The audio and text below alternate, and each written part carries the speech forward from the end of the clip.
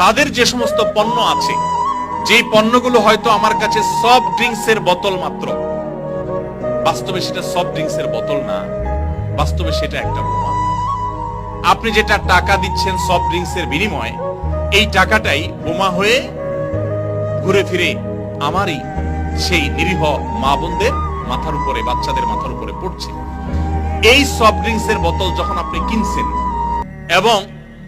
সাবান, shampoo, lotion, যত প্রকার তাদের যে সমস্ত পণ্য আছে, হোক সেটা প্রসাধনী, হোক সেটা কোনো আপনার অন্য ব্যবহার্য পণ্য, হোক সেটা কোনো ড্রিঙ্কস, আপনি মুসলমান হিসাবে আপনি সেটা নিজে বর্জন করার পাশাপাশি কয়জন মানুষকে বর্জন করতে উৎসাহিত করেছেন? আমি তো আলহামদুলিল্লাহ সজ্ঞানে, জেনে শুনে, আল্লাহর ফজলে এদের কোন পণ্য কোন দিন আমি নিজের